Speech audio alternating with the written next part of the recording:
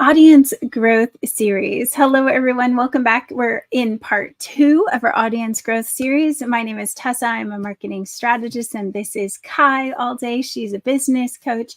And Move to CEO is all about helping you generate more income, more leads, less struggle, all of the fun things. Less crying, Less crying, less roller coaster ride. You may, as entrepreneurs over in the Women Entrepreneur Network, you have probably experienced it where you need to get the audience built up, right? Whether you're starting from zero or you are an established page, but you kind of lost touch with your audience. These tips will help you to re-engage or find new audience to connect with. So Kai, I know we had 3 from the previous, from part 1. So we had host contests, optimize for discoverability with keywords, hashtags, collaborate with influencers. And we go into depth on that. So if you haven't seen part 1, go check it out. Now we're going to run with part 2, which is number 4. Yeah. We're going to talk about running targeted ads. Okay, you can take this one and then I'll chime in after. All right. Yes. So hey, Sean, good to have you here. I have like fun lighting today, don't I? Yay. Okay. The light is so totally shifting right now. And I just told Kai, like, the sun is beaming in here. So it must be good stuff that we're sharing today. So ads, like a lot of people tell me, like, I run ads and they do not work. They're just expensive. I'm not getting leads. It's probably because you're not doing the ads the right way. So what I want to say is targeted ads to your audience that are structured in a way that gets your awareness, gets you out in front of the right people, and then takes the people who did watch what you put out there and retargets to them. So you're not spending a ton of money on everyone. You're spending not even a ton of money. You could spend as little as $10 a day and get amazing results if you're strategic about this, right? But you are actually retargeting your people, the ones that have already engaged with your content, and then creating lookalike audiences based on those retargeted people. So it's saying, I want more of these people that care about what I have to say. So you can actually create this beautiful little, I'd say, ecosystem, right? Is that the best way to explain it, Kai? Yeah, for sure. When I think of targeted ads and people saying that it doesn't work, like, we've tried this before and we totally understand. And, one of the things that we found is, like, what is it that you're actually trying to accomplish with your ads? And a lot of people do this thing where it's like, I don't have an audience, I don't have time, I need to make money, let's run ads. I mean, honestly, this is one of the things we hear a lot, aside from do my social media. Everybody thinks that social media and ads are like the quick way to win. And the reality is that they're actually slow. And so it's very true. Like, unless you already have an established audience, you already know, and you have dialed in your marketing message, there are so many already before you get to let's run an ad, right? Like, there are things you have to know in order for your ad to be successful. Now, there are ways that you can run ads where maybe you don't have a big audience. So it's, awareness ads, right? You're trying to target people. It's cheaper typically to do it this way. And then you're getting a lot of eyes on your content. You just have to make sure, of course, that the content is good. And we talked about this last week. We actually dove into this when we were talking about course creators. So go and find that episode, because that specifically talks to you about why your content needs to be good and what that actually means. So back to ads, you're going to run an ad, and you're doing this awareness ad. And here's the thing that we learned, and it's so important that we want to share this with you, is that what is so important is that your ad is not a generic ad. And we say this all the time with all of your positioning messaging. Same thing is true of ads, because you don't want to spend money or waste money. But what we would say is your repelling message is so important in an ad, because if you don't have the repelling message, then you're going to duplicate the wrong audience over and over and over again. So you're going to be getting all of these likes, but you're going to be wondering, well, why does nobody want to follow me or come to this event? And it's because you've you've gotten in front of a lot of people, but they're not the right people. Well, and Facebook doesn't know that Yeah. it's, according to Facebook, if people are coming, even if they're the wrong people, Facebook's like, it's working. Let's just send more. Yeah. So if without the disqualification process, without taking people out, and again, that's, this awareness bucket that finds people. And then when people consume it, then they're being put into another audience. And this is where people just they keep putting money into that first ad, which is not getting the right people I'm getting in. all of these people, yay, but no conversions. No conversions, or they get the eyes, but there's, very few seconds. Like it's basically they scrolled past your ad, right? Yeah. So what we are looking at is, do they have through a 15-second watch on it? Do they have a 25%, a 50%, a 75%? People don't realize how much you can do with ads. So what I would say is that yes, it's faster. You can get in front of good audience that way if you do it right, and if you're multiplying the correct people. And then Kai mentioned it, you have to know your messaging. So a lot of our initial ads are just to test tagline, just the hook that we use on the ad. We spend, a good amount of time figuring out, like, if we say this, do they open it more? If we say this, does it end up in more conversions? Like and I have somebody who just recently asked me, they said, can we schedule a time so you can teach me ads? I'm like, it's not easy to do this yourself. So we do, if you guys have questions, obviously put in the chat, coach me, and we might be able to have you come on for a coaching quickie where we can kind of talk you through some of these things. Yeah. I love seeing you over there, Sean. Thank you for all the thumbs up. We appreciate it.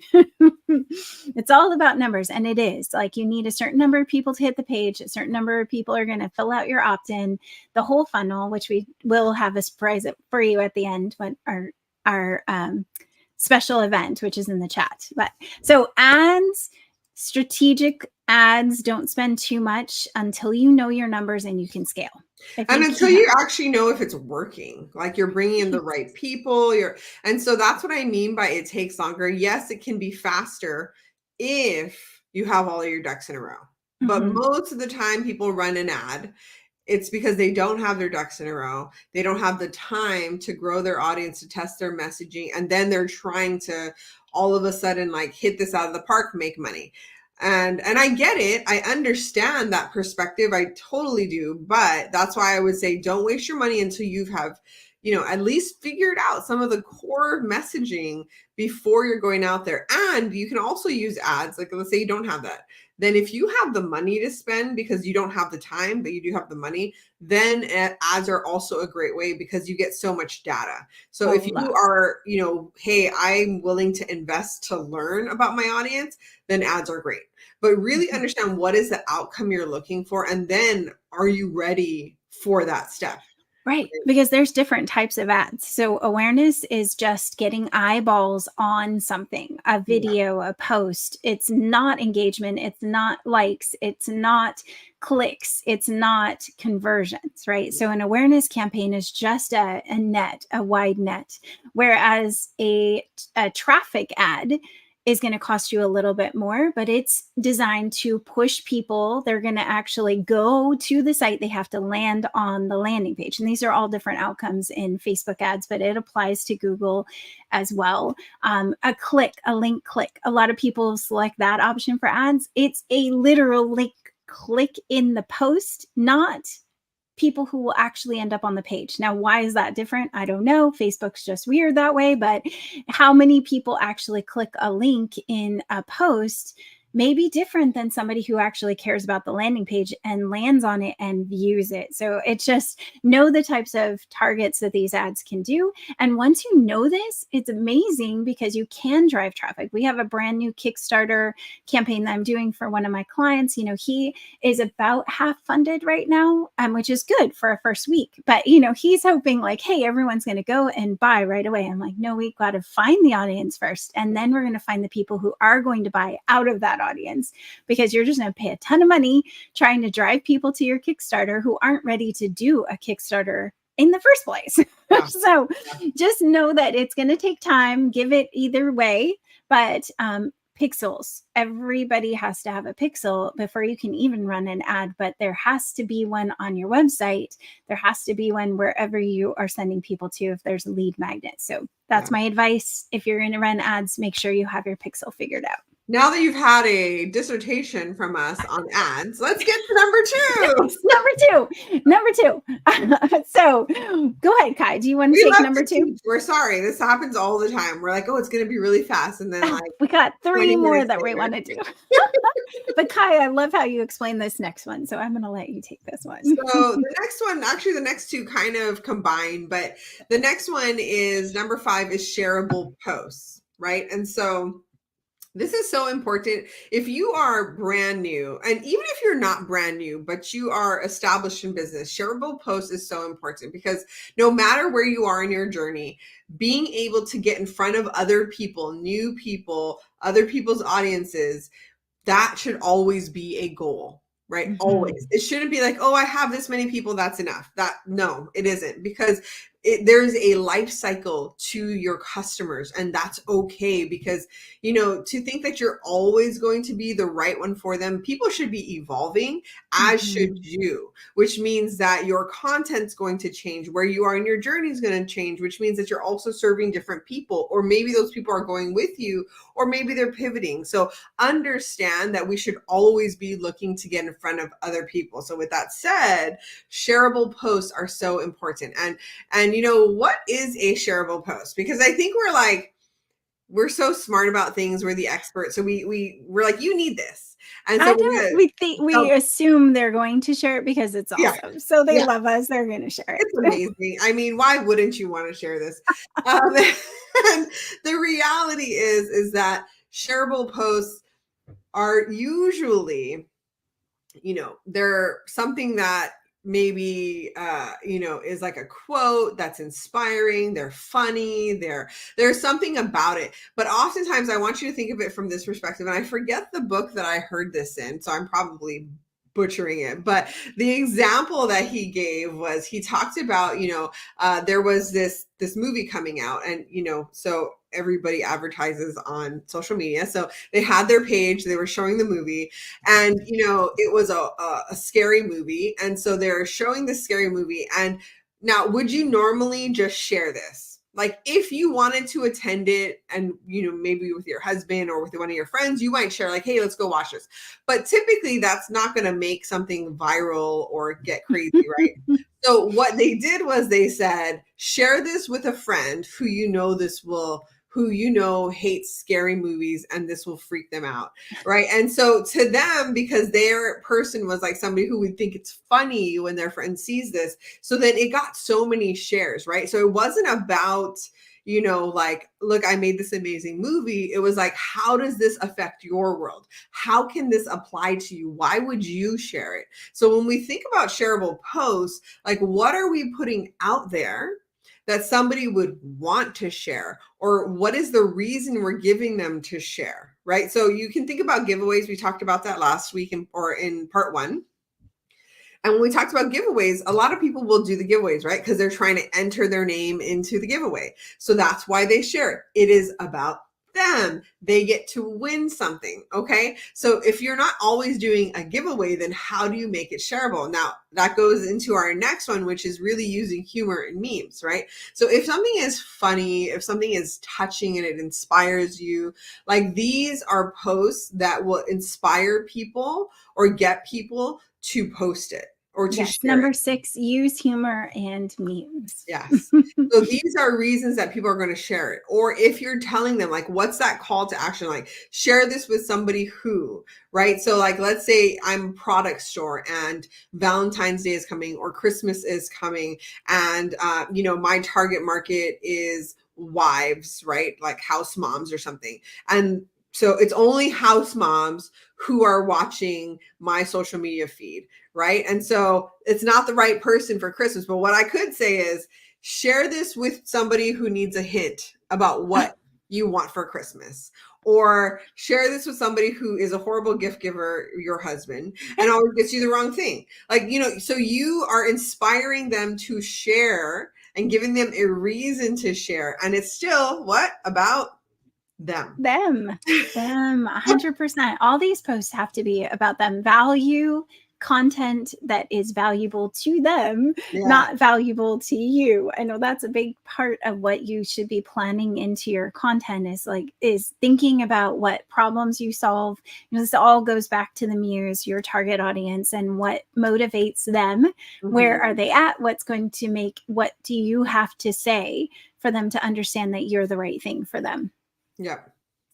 Okay. Awesome. Okay, so that one is right? humor, memes, shareable. We have run targeted ads, and now our last one, which is live Q&A sessions, which you are on now. I mean, we always are here for you for question and answer. You guys can always put questions in the chat, and then we also do coaching quickies and ways for people to do Q&A with us. But I love, Kai calls this content the salt, or the things that might go to kind of flavor you as a brand. Can you explain that for people, Kai? The frequently asked questions.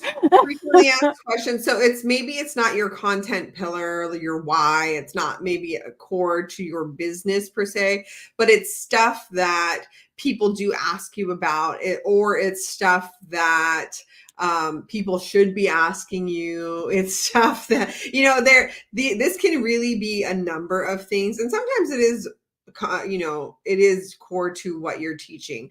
But really what we're talking about when we talk about the live Q&A sessions, this doesn't always have to be a live Q&A session, but we're going to focus in on the live Q&A session for a second. And the reason that these can be so powerful is because if you are, brand new, or even if you're established, but maybe you don't have a way to interact with people, that would be great for somebody who's established. Now, for those who are brand new, this is a way for you to establish your expertise, to share what you know, and to really make your mark. Now, here's the thing. You're going to show up for a live. Nobody's going to show up. That's okay though. Okay, this is where you want to start. This is where you have to start. Exactly. Because you will get more comfortable. You'll gain more confidence. If you have 0 people in the audience, it's a lot easier to hone your craft. Okay. So first of all, don't be afraid of the big fat 0. Yeah. It's not as bad as you think. So true. And so when you think about that, right? Like, yeah, a lot of people are not going to show up. And sometimes it's just like random people who are like, hey, babe. Like, it's very weird. We do get the creepy crawlers. Yeah, the creepy crawlers. And so it's okay. So how do you show up for this if it's a live Q&A? Well, you take those questions that people should be asking, or you take the topics that people should be talking about in your industry, or thought reversals, right? Like, what is everybody saying and where do you stand against that? Like, how do you see that differently? Or what is that new, fresh way of looking at it, right? So you are answering this in a Q&A form, even if nobody is in the audience. Right. And I think there's questions. And there's a way for this to be very authentic and honest. And that's, I wanted to address this question. Yeah. It's not that they asked you it live. It's not that they're sitting in your inbox going like, yeah, I need the answer to this question. It's a question that's being asked on the internet. I want to address this question that people have. Yeah. It's a question. This is very honest and very true. But if you are showing up for a date, like us on this date, even if we move the date, we are showing up weekly to address this exact thing, right? Q&A sessions are what we know people need help with. It's the consistency. It's being committed to showing up. And if you do one a week can generate a lot of new clients for you, because you can split it up into fries or different pieces, right? Yeah. And so when you really think about this, the live Q&A sessions is an opportunity, right? It's an opportunity for you to connect with people. Even if they aren't showing up, you're still connecting. If you are being consistent and you are really like sharing. So what can happen is this becomes your potato. If you've ever heard us talk about potatoes and fries, then it's okay if nobody shows up. You're showing up with the content, the value. Then you share, a reel or a quote from what you just shared, or you turn it into a carousel and you point back to that live Q&A, like, hey, if you guys have questions, drop it below. If you have questions, show up next week. If you have questions, answer this poll, whatever it is, but you're utilizing it to really establish yourself. So don't run away from it because nobody shows up. That's actually sometimes the best thing, because then you can really get used to talking by yourself or just talking about a subject. And you're going to find that as time goes, you're going to get much better at it. Now, Yes. here's the thing that we hear people say a lot of times. And that's why I wanted to focus on the live Q&A session first. And then we're going to kind of go into this. And I don't have an audience. And I've been doing this for 6 months and I still don't have an audience. Or I need to grow quicker. Okay. So going back to part 1, and we will always say this, collaborate, right? Not collaborate and listen. Like that is, Vanilla Ice had it right. Okay. So you need to collaborate with people. So if I am doing a Q&A session, and now let's pivot the shift, whether it's a live Q&A session, whether it's a podcast, whether it's a new show, whatever it is. Okay. If I can collaborate with somebody, get somebody who has a bigger audience, it doesn't have to be huge, just an audience like of a couple hundred, but the right people. And I'm collaborating with them. They're going to come on my live Q&A or they're going to come onto my podcast. They're going to share it out with their audience. Now, instead of the 0 people you have following you, you now have gotten in front of 100 of their followers. Okay. You repeat, rinse, repeat, do it again, do it again, do it again. I'm sure that that's not the saying, but you know what I'm trying to say. And so, that's good. It's good. But so you're doing it again, and you're doing this with different people. So now you're getting in front of different audiences, and those audiences see you. This is how I built my business in the beginning. I went on to other people's things. I went on to their summits. I collaborated. I had them on my shows. They shared.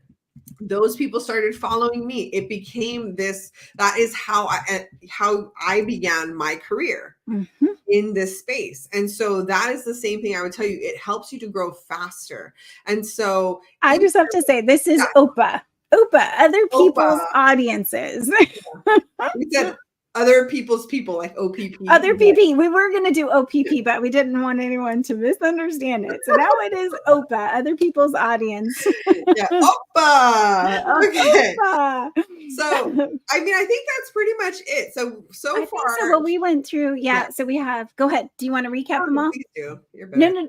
Well, so today we covered 4, 5, 6, and 4, 5, 6, 7. So total to date, you guys have 7 audience growth tips. We have even more coming. Yeah. So don't forget, we go live at 10 a.m. every Thursday when we can, because you never know. So I just say we will go every week on our channel. So you can follow us, Move to CEO, anywhere. We're also over on LinkedIn. And we've been doing this for a long time, right, Kai? I think 2 years solid, I would say, in different places. But this is us doing what we say for other people to do. And then let me just say that after all of these things, what you are doing now has to involve retargeting. So you might have done a contest or optimized your SEO, collaborated with other influencers, ran targeted ads, shared posts, make shareable posts, humor, memes, live Q&A sessions. If you don't get back in front of people, they're just going to forget you, because people don't have that kind of retention. Their brains are so full of all the things that are distracting. So back to the little run targeted ads. Run retargeting ads to get back in front of people. We have more to come. We do have a super special event coming up next week. Would love to invite you.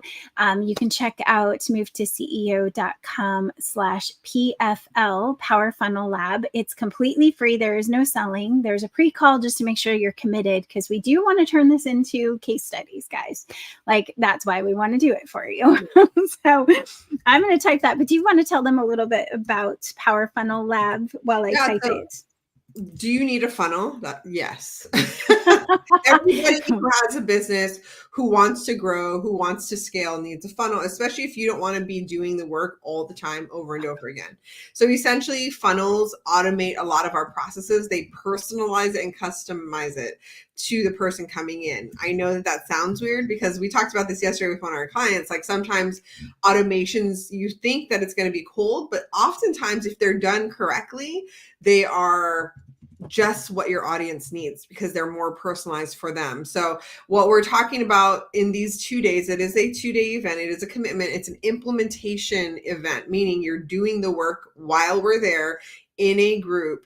And we're going to be talking about, and it's a very small group. In order for us to really dive into people's businesses, we try not to make it big. And so, be a part of that first 10, because that's really what, like, that's kind of like our zone of genius, is that those 10 people, because then we can really get into the nitty gritties of your business. So come on and sign the link, and then we'll have a quick meeting before that. Yes, you have to. Why? Because this is something that we share. This is a strategy that we do for our high-end clients, and we're doing this for free in this event. So we want to make sure, number one, that we're not wasting your time, that you're at the right place, and that that you're going to agree to really be present. Really, yeah, because it makes a difference when we're all present and helping each other, because this is it's like Kai said, an implementation session. So if you aren't paying attention, we go into a breakout room for you to brainstorm and you're not there mentally, it's not going to work for the other people that are in it. So if you are serious about getting lead generation flowing and conversion, it's like it's not just getting the leads in, it's how do you close them, how do you nurture and close, and that's what we do in this session. Yep, exactly. So it's the strategy and then how to fill the funnel. So come on in. We would love to have you.